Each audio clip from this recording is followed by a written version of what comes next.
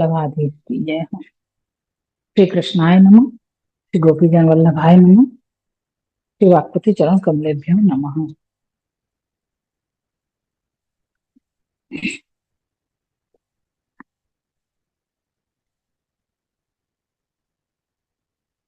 श्रीमद् भागवत महापुराण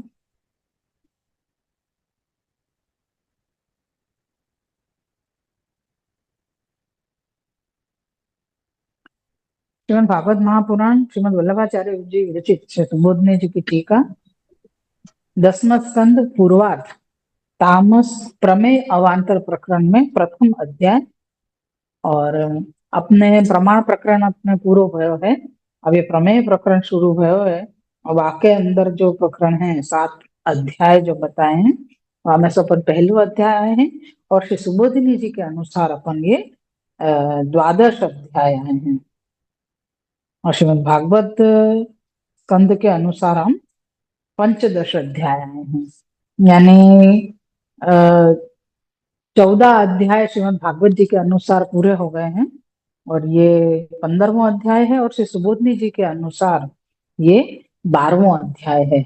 और वैसे प्रमेय प्रकरण को प्रथम अध्याय है। या में जब अपन को सत्र पहले वाला जो सत्र पूरा भयो तो तब याके 4 कारिका ले चुके हैं। लेकिन अपन थोड़ो फिर से अपन याको मनन और थोड़ो देखने में।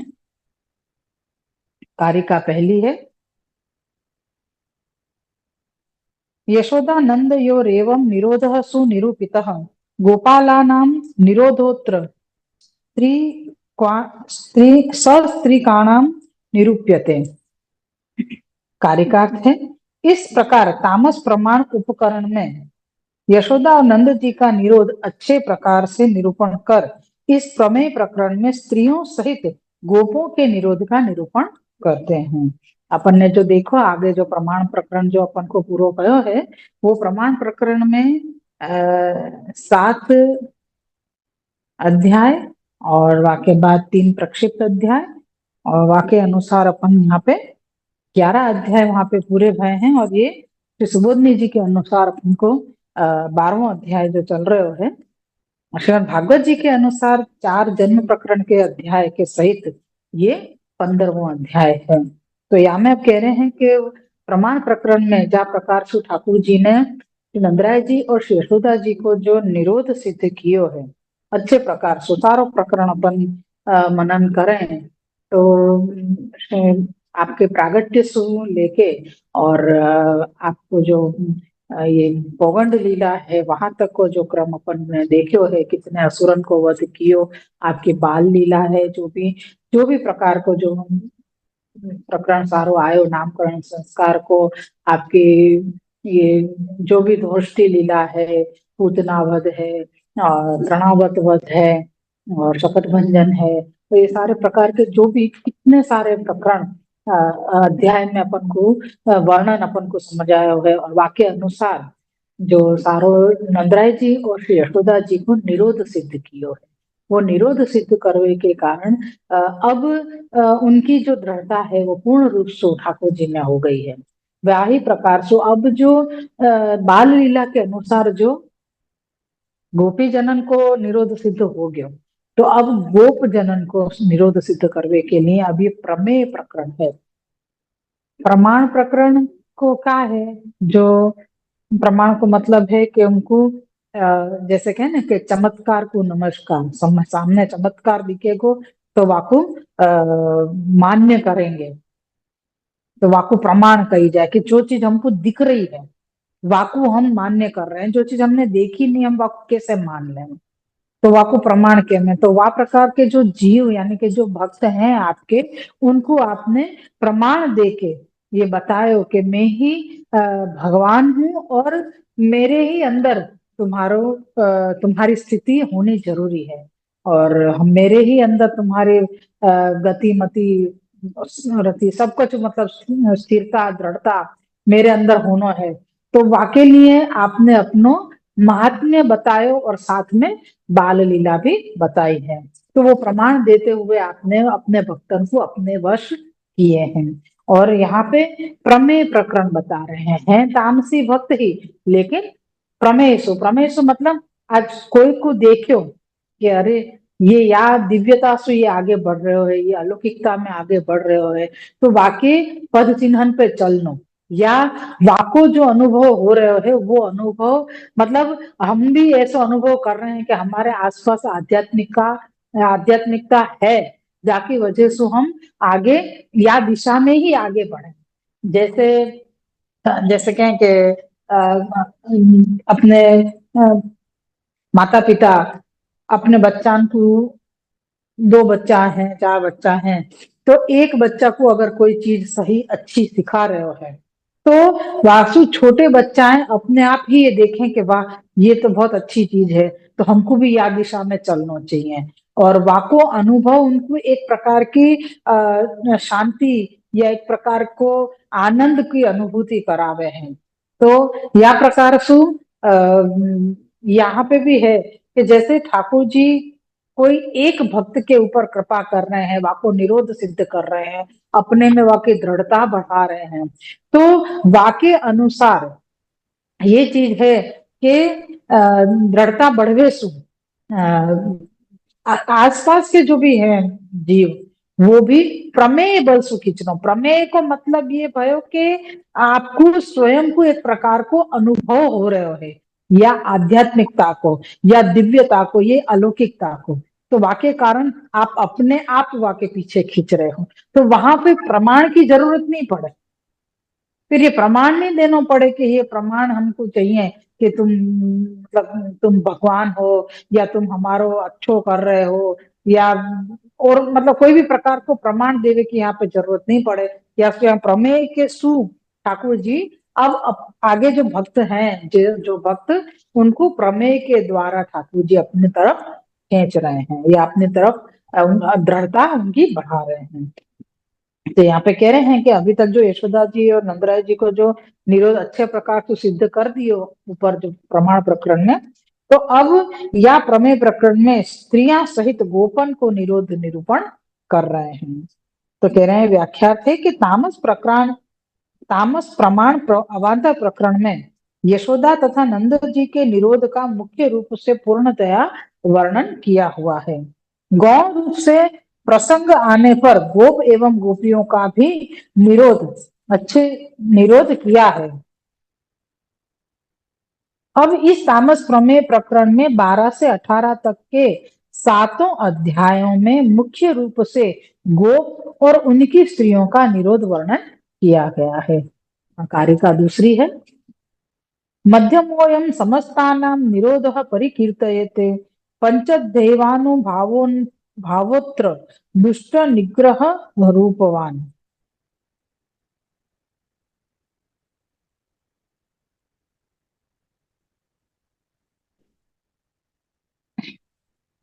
कारिका का अर्थ है, यहाँ प्रमेय प्रकरण में सबके जिस निरोध का वर्णन किया जाता है वह निरोध मध्यम रूप है।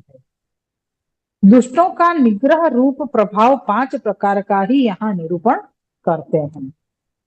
आगे जैसे जैसे वर्णन आएगो वह हिसाब से हमको थोड़ा ख्याल आएगो। व्याख्या है,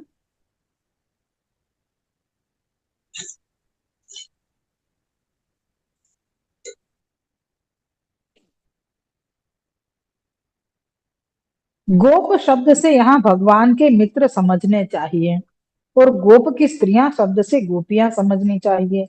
इनके जिस निरोध का यहाँ वर्णन किया गया है वह मध्यम निरोध है, क्योंकि प्रमाण उप प्रकरण में किए हुए निरोध से यह विशेष है, और इससे भी विशेष निरोध साधन उप प्रकरण में किया जाएगा, अतः इसे मध्यम निरोध कहते हैं।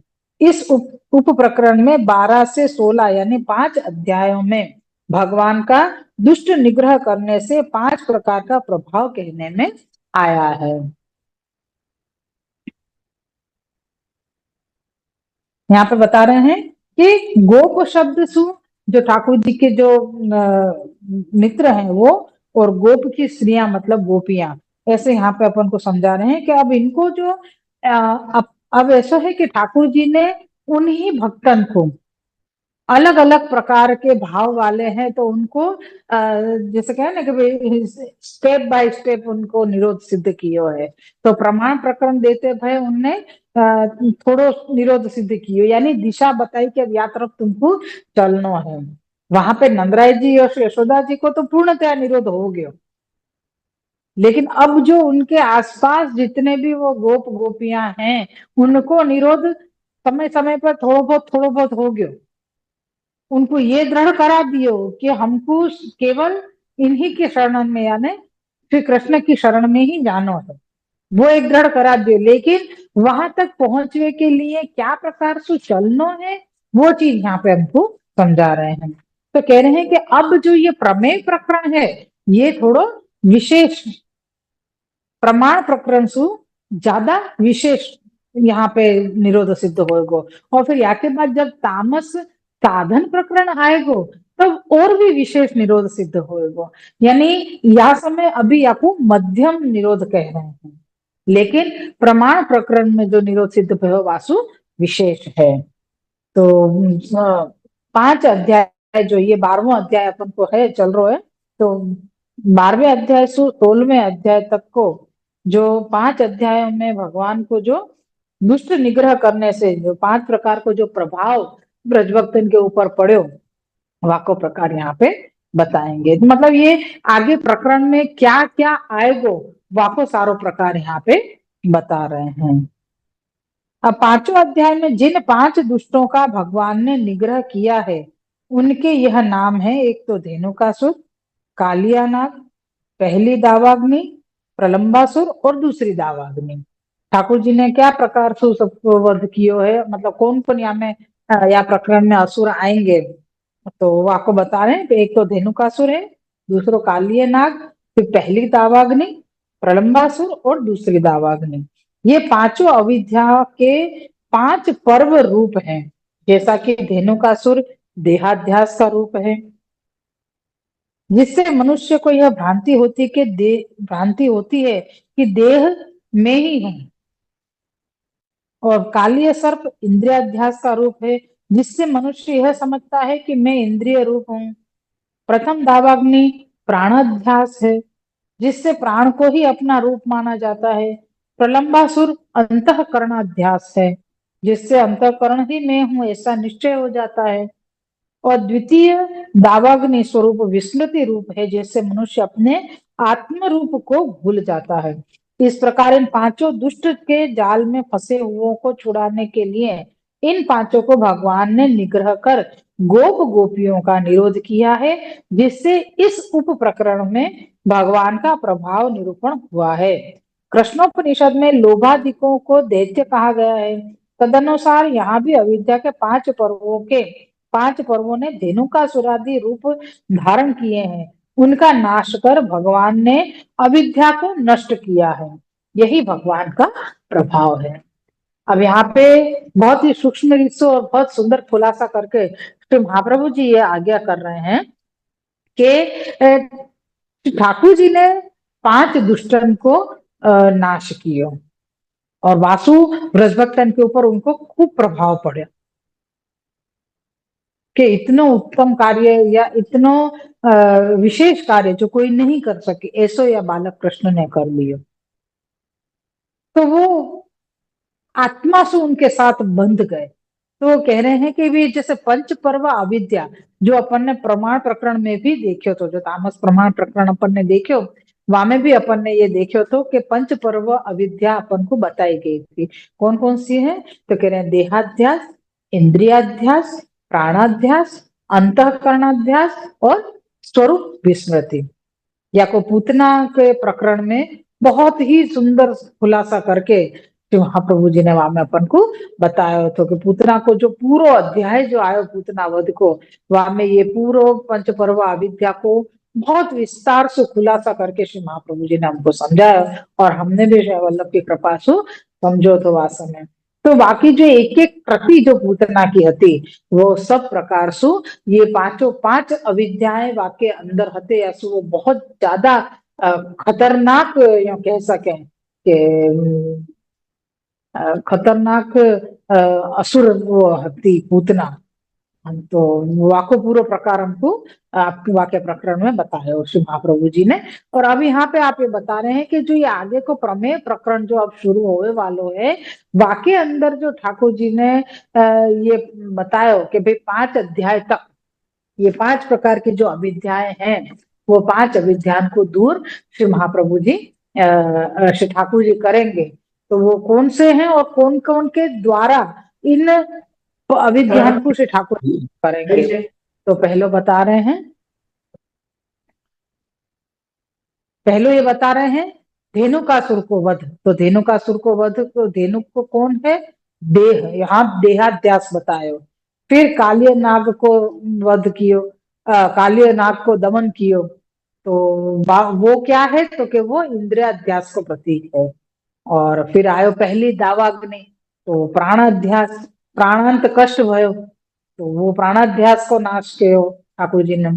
फिर आयो प्रलंबासुर को वध, तो प्रलंबासुर को वध को मतलब अंतःकरणाध्याय, यानी ये एक एक दोष हैं जो हर एक जीव के अंदर हुए हैं, तो वाको जो क्रम अनुसार जो नाश हुए, तो वो ठाकुर जी की तरफ पहुंच सके। तो श्री ठाकुर जी ने यहाँ पे एक एक करके सारे असुरन को नाश करते भय, और वो असुर जो जीव के अंदर हैं उनको नाश करके ठाकुर जी ने उन भक्तन को शुद्ध कियो है।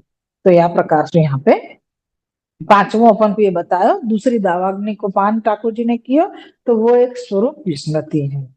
अब यहाँ पे तीसरी और चौथी कारिका एक साथ दी गई है। तो कह रहे हैं कि आध्यात्मिकी विद्याम वै दूरी कर्तुम तथा कृति तदर्थम क्रमतो ध्याया उभयेषां तथा द्वयम स्नेहाधिक्यसु सिद्ध्यर्थम स्नेहांतो मध्यमः स्मृतः प्रथमं द्वादशेऽध्याये देहाध्यासो हि धेनुकः। कारिका को अर्थ है, आध्यात्म की अविद्या को दूर करने के लिए ही भगवान की ऐसी कृति है, इसलिए क्रम पूर्वक 5 अध्याय कहे गए हैं। शेष 2 अध्याय दोनों यानी गोप और उनकी स्त्रियों के अधिक स्नेह की सिद्धि के लिए कहे हैं। मध्यम निरोध का फल स्नेह है। प्रथम 12 अध्याय में धेनु को देहाध्यास कहा गया है। यहाँ पे कह रहे हैं कि 5 अध्याय जो क्रम के अनुसार दिए हैं, वो 5 पर्व अविद्या के अनुसार उन उन असुरन को वध करते हैं, और ठाकुर जी ने इन सभी भक्तन को यानी कि जो गोप है और उनकी स्त्रियां यानी गोपियां, उन सबन को निरोध आपने अपने में सिद्ध किए, क्योंकि उनके एक एक प्रकार के अध्यास दूर किए हैं आपने। और 7 अध्याय को ये प्रकरण हो गए है, या सुपाठ के बाद दो अध्याय जो बचे, उन 2 अध्याय में स्नेह जो ठाकुर जी में होना चाहिए, वह स्नेह को प्रकार में बताया गया है। तो वो मध्यम निरोध को फल स्नेह है, और या तो वो मध्यम निरोध यहाँ पे सिद्ध भयो है। अब यहाँ कारिका को व्याख्यार्थ यहाँ पे बताया है कि अविद्या आदि भौतिक, आध्यात्मिक और आदिदेविक होने से 3 प्रकार की है। अब अपन ये सोचे कि भाई देहाध्यास, इंद्रियाध्यास, प्राणाध्यास, अंतःकरणाध्यास और स्वरूप विस्मृति, ये 5 अध्यासन को तो प्रकार या इनको दूर करना, तो ये तो प्रमाण प्रकरण में हो चुको है। अब यहाँ फिर से प्रमेय प्रकरण में या को देवा को क्या मतलब है, क्यों वापस यहाँ पे दिए जा रहे हो है। तो कह रहे हैं ये जो अविद्या है वो 3 प्रकार की है। कौन कौन सी, तो कह रहे हैं आदि भौतिक, आध्यात्मिक और आदि दैविक। और तीनों प्रकार की अविद्याएं हैं, और तीनों ही प्रकार की अविद्या को दूर करना जरूरी है। नहीं तो ठाकुर जी के लिए जीव तैयार नहीं हो सके, यानी भगवान के लिए भक्त तैयार नहीं हो सके, शुद्ध नहीं हो सके। तो अकेले यहाँ पे सारे ये जो अध्यास हैं जितने भी बार आएंगे तो उनको प्रकार बता रहे हैं, आदि भौतिक, आध्यात्मिक और आदि दैविक। ये तीनों प्रकार की गिनती अपन यहाँ पे कर सके करे हैं। तो कह रहे हैं कि ये 3 प्रकार के, तो कैसे कि स्थूल शरीर में जिससे अध्यास होता है वह अविद्या आदि भौतिक है।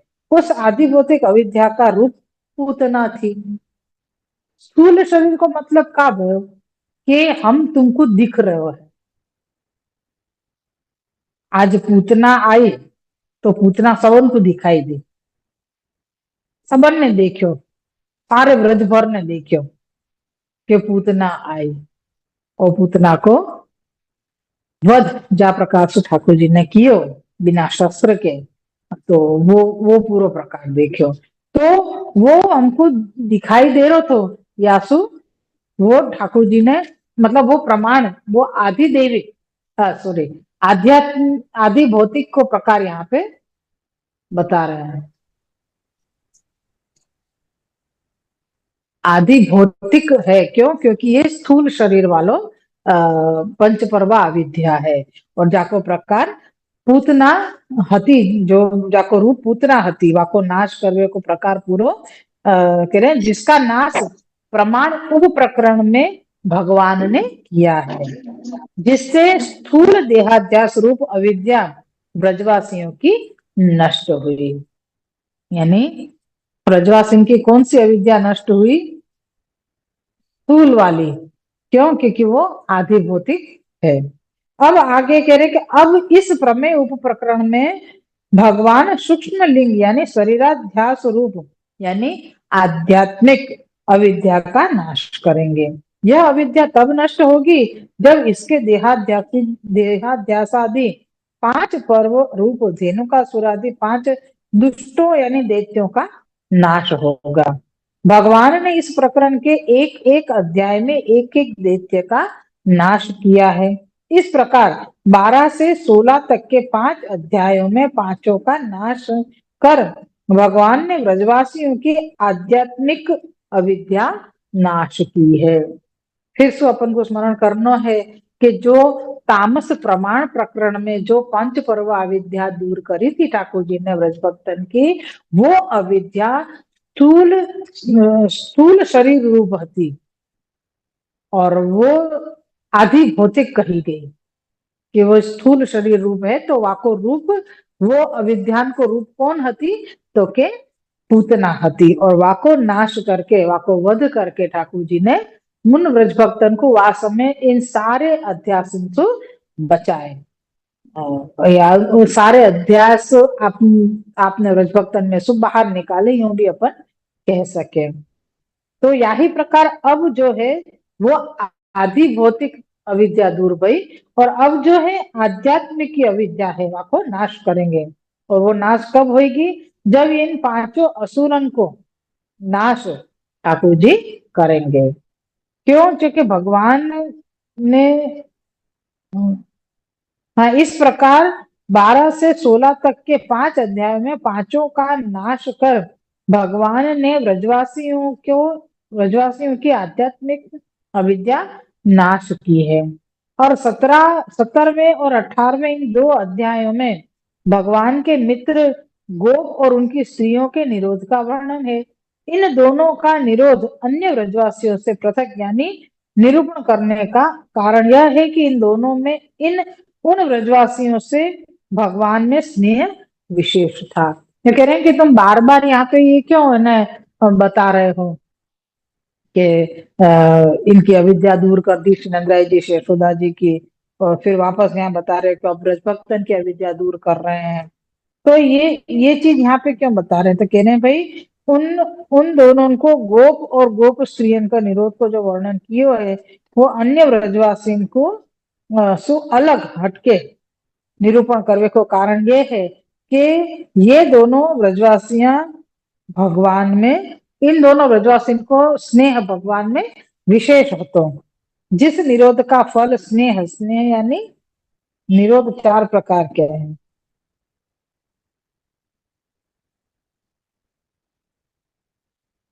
निरोध को प्रकार भी 4 बतायो। पहले क्या बतायो है कि अविद्या जो है वो 3 प्रकार की है। तो कौन कौन सी है अपन फिर से याद कर ले। आध्यात्मिक, आध्यात्मिक और आदि दैवी। अब यहाँ पे स्थूल स्थूल शरीर को जो प्रकार बताया वो आदि भौतिक के रूप में आवे है, और आध्यात्मिक के रूप जो बताया वो अपनो देहाध्यास के में भौतिक अविद्या को रूप पूतना और स्थूल देहाध्यास को रूप अविद्या ब्रजवासियों की नष्ट हुई।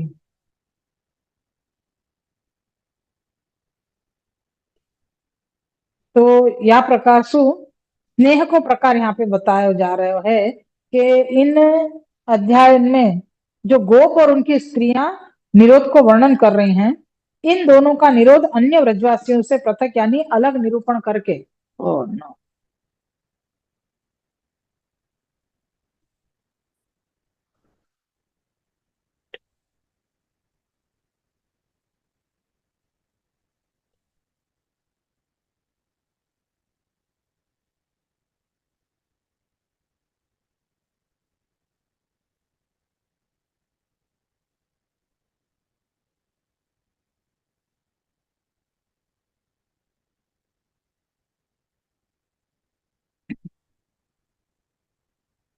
अब यहाँ पे निरोध को फल जो स्नेह है, वो आसक्ति है, वह निरोध मध्यम कही है यहाँ पे। तो वह निरोध को प्रकरण यहाँ पे चार प्रकार को निरोध बतायो है। कौन कौन सा निरोध है?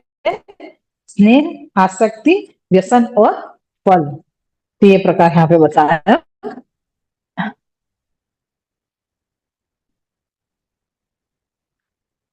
अब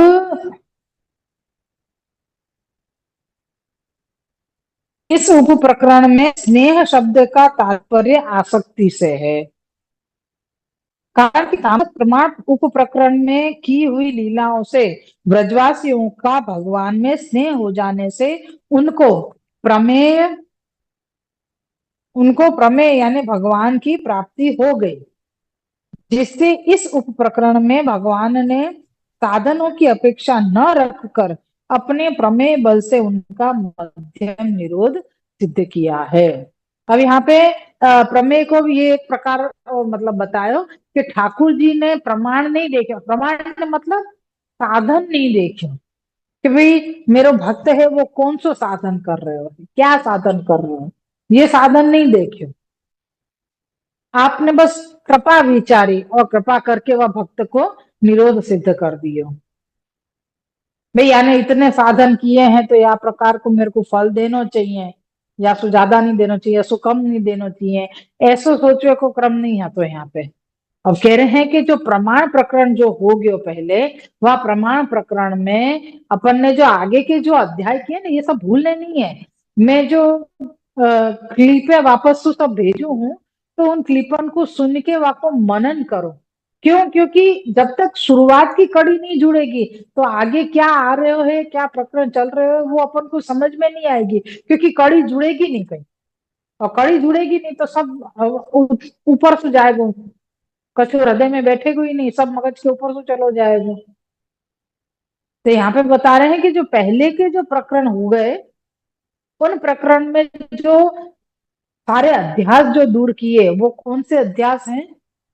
आदि भौतिक। और स्नेह के चार प्रकार बताए, एक तो स्नेह, आसक्ति, व्यसन और फल। तो अपन फिर से याद करें कि तामस प्रकरण कितने हैं? तामस प्रमाण, तामस प्रमेय, तामस साधन और तामस फल। तो तामस प्रमाण जो आयो वो प्रकरण सु ब्रजभक्त को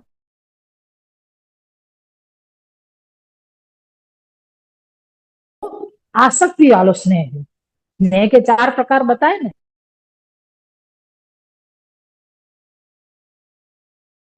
क्या ये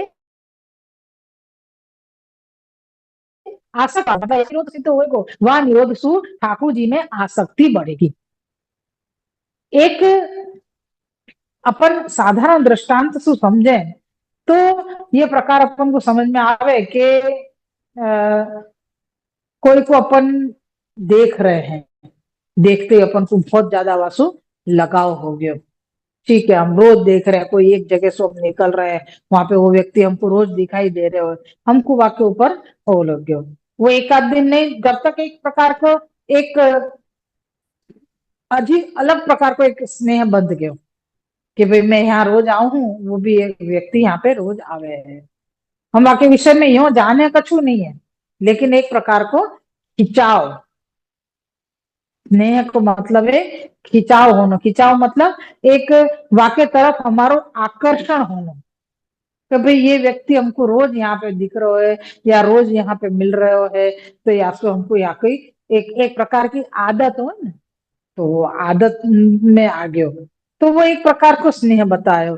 अब जब वो दिखाई नहीं देगो, अपन वहां जगह पे जाएंगे वो नहीं दिखाई देगो, तो वाको एक अपन को ये हाय अले ये तो नहीं दिख रहा, तो वाके बिना अपन को अच्छो नहीं लगेगो, तो वाकी आसक्ति हमको और आसक्ति बढ़ रही है।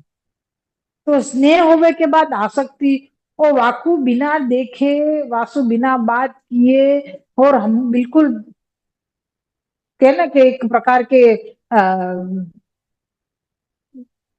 पागलपन अपन को सवार हो जावे, कि भाई वो व्यक्ति हमको नहीं मिल रहे है, तो वाकई में हमको व्यसन दशा कही जाए कि ये व्यसन दशा हो गई है। फिर जब वो प्राप्त हो जावे तो वो फल है। तो यहाँ प्रकार को विरह होनो ठाकुर जी के लिए यहाँ पे, या प्रमेय प्रकरण को यहाँ पे आसक्ति रूप स्नेह बताया है।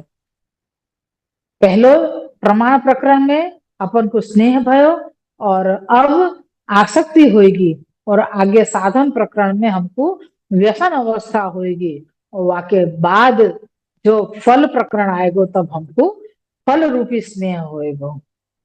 तो ये प्रकार को यहाँ पे चार प्रकार के स्नेह को प्रकार भी यहाँ पे साथ में बतायो है। अब कह रहे हैं कि ये जो स्नेह को तात्पर्य है या प्रकरण में, वो आसक्ति रूप है। कारण कि तामस प्रमाण उप प्रकरण में की हुई लीलाओं से ब्रजवासियों का भगवान में स्नेह हो जाने से उनको प्रमेय यानी भगवान की प्राप्ति हो गई, जिससे उप प्रकरण में भगवान ने साधनों की अपेक्षा न कर अपने प्रमेय बल से इनका मध्यम निरोध सिद्ध किया है। आचार्य श्री ने तत्वदीप निबंध के भागवतार्थ प्रकरण के 10वें स्कंद के कार्य का 59वीं और 60वीं में निरोध के 4 प्रकार बताए हैं। अब आपको तत्वार्थ दीप निबंध जो ग्रंथ है, वहां में आपने खुलासा करके यह प्रकार को ये चीज बताई है कि निरोध 4 प्रकार के हैं, ये प्रकरण बताया। अब द्वादश अध्याय में बताया है कि धेनुक दैत्य देहाध्यास है, और 5वें से 8वें श्लोकों तक लीला के संबंधी सर्व वस्तुओं का ज्ञान भगवान है। 5वें से 8वें श्लोकों तक लीला के संबंधी सर्व वस्तुओं का ज्ञान भगवान ने ब्रजवासियों को कराया। तदनंतर 9वें में से 18वें श्लोकों तक 10 रस पूर्ण लीलाओं के अनुभव कराए। इस प्रकार के अनुभव में इन लोगों का भगवान में भाव जागृत हुआ, जिससे उनको देह आदि का विस्मरण भी हो गया। यह भाव स्वल्प समय के लिए नहीं जगा था, किंतु सदैव के लिए जगा था, सदैव के लिए उत्पन्न हो गया था। वह कभी भी कम ना हो, इसलिए भगवान ने 10 विध रस वाली लीला कर धेनुक देहाध्यास को पहले नष्ट किया। जिन लोगों का आग्रह है कि अविद्या देहाध्यास कराती है, उनको श्री विठलेश प्रभु चरण दुर्जन परितोष न्याय से कहते हैं कि आप धेनु को ही अविद्या रूप समझो। आपके मतानुसार अविद्या देह के अध्यास करा के लौकिक में प्रवृत्ति और भगवत भजन में विघ्न डालती है। यदि यही कार्य वही कार्य धेनुक कराता है, जैसे गोप वन में जाकर भगवत भजन करना चाहते थे, उस समय धेनुक अपने विघ्न उसमें विघ्न करता था। अतः धेनुक देहाध्यास के रूप है, यह निश्चय सिद्धांत है। श्री वल्लभाधीश की जय। 4 कारिका अपनी यहाँ पे पूरी हुई है। कल 5वीं कारिका लेके और ये 2 पेज को क्रम पूरा करके और फिर श्लोक चालू करेंगे। आज बहुत सुंदर बात हमें श्री आचार्य जी ने बताई अपन को कि 2-3 चीज अपन को याद रखनी है, कि ये अपनो प्रकरण कौन सो चल रहा है। खास तो ये याद रखना है कि प्रकरण चल रहा है अपनो प्रमेय प्रकरण, तामस को प्रमेय प्रकरण, और वामे जो पंच पर्व अविद्या जो दूर करनी है, तो वो अविद्या कौन कौन सी है, वो फिर से अपन को दोहरा देना चाहिए। देहाध्यास, इंद्रियाध्यास, प्राणाध्यास